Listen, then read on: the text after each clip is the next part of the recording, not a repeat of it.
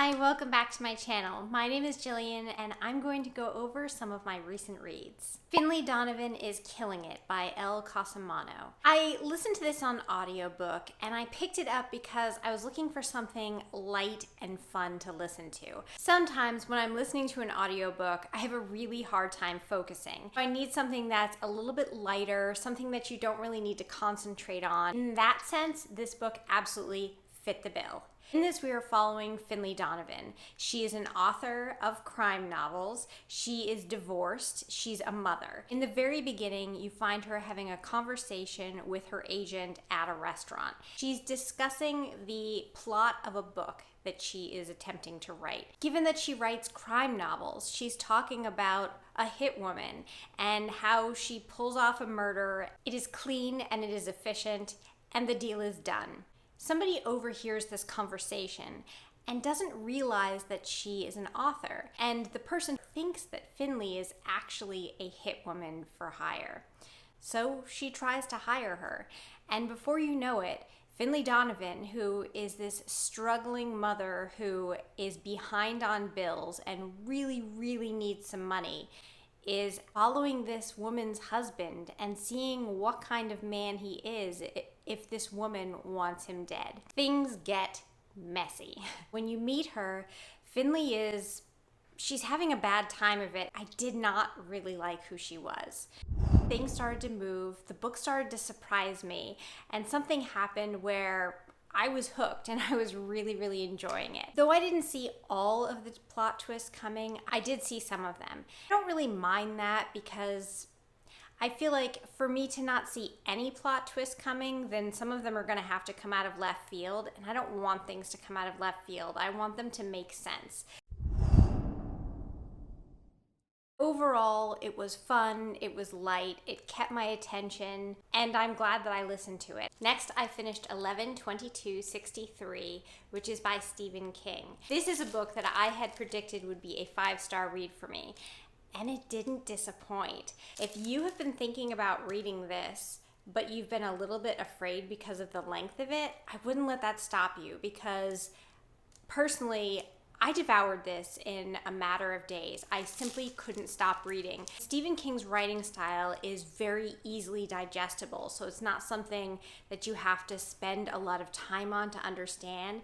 You can just go through it, and I did. So in this book, we are following Jake Epping, who is a young teacher who cares very deeply about his students. One of his recent assignments for his adult students has been to write about a moment that changed their lives. His student, Harry Dunning, writes about a moment when his father killed his entire family, attempted to kill him, but only managed to injure him. This essay had a massive effect on Jake Epping, as you can imagine. Not long after this, Jake goes to the local diner. The owner is pretty sick and he wants to show Jake something. And in the back of a storeroom, he tells Jake that there is a portal to 1958. Go into the portal and then you can do whatever you like, and no matter how long you stay down there, when you come back to the present day, only 2 minutes have passed. And the owner has been using this for a very long time, and he thinks that it would be ideal to use this portal to go back in time to prevent the assassination of JFK. Jake begins to mull this over, and he realizes that not only can he go back and attempt to stop the JFK assassination, but there are other events in history that he can also impact if he goes back in time. Stephen King is fantastic at writing these fast-paced novels that really draw you in, and it almost felt like a game of red light, green light to me, because I would be reading and just wanting to devour it and not stop, and then suddenly King would drop this sentence or a couple sentences, and I would find myself just stopped and not wanting to continue reading on because I had this terrible feeling of dread in my body. There is a lot in here. There are multiple stories and multiple layers that are in this. In the center, you get this just feeling of biding your time. Because remember, he's going back to 1958, but the killing doesn't happen until 1963. So there's time in there, and you definitely feel that passage of time. But I really enjoyed that section of the book. I enjoyed all of it. I wasn't trying to get it to hurry up and get to the action. Everything worked beautifully. It fit together like a puzzle, but it didn't feel contrived. It didn't feel forced to me. This book just really, really worked for me, and I am so, so glad that I read it. It's definitely one of my favorites for the year. A Separate Piece by John Knowles. This book is set in a New England boarding school during World War II. We're following a group of boys, but specifically we're looking at two best friends and roommates, Gene and Phineas. Gene is a very studious boy. He gets great grades. He's not terribly athletic. Phineas, on the other hand, is not great at school, but he's very, very charismatic, and he's a wonderful, wonderful athlete. So you're following their relationship.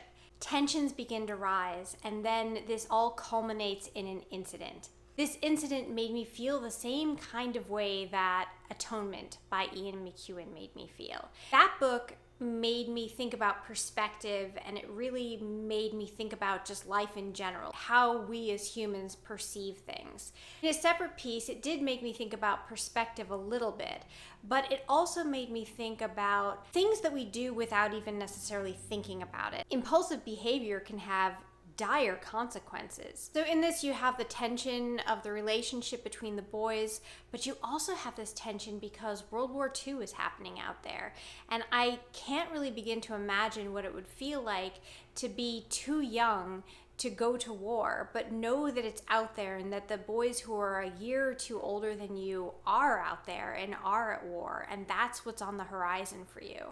I was looking at some of the reviews after I finished this because the ending to me was very powerful. So a lot of people adore this book. Some people think it's quite boring, and I think that at around 200 pages, I'm not sure what there is to get bored with. And it's really beautifully written, I thought. Another problem that people had with it was they felt like it was these rich boys who were complaining about their lives when you have a war out there and people dying. But I personally think that these boys had real problems. I think that ultimately there's pretty much always somebody who has worse problems than you do, and I don't think that that should take away from the suffering that you were going through. Suffering isn't relative. It was a good book. I enjoyed it. I recommend it. Really, all three of these I enjoyed. My favorite by far was 11/22/63. It sucked me in, and it was pure enjoyment. And then A Separate Piece was next, and I loved that for different reasons. It, of course, was a more somber book, and it wasn't intense and making me want to devour it, but it made me think a lot. It made me quite introspective. And then Finlay Donovan is Killing It it was just a light read, and it was exactly what I wanted in that moment. If you want to check out the other books that I plan on reading in July, they will be right here.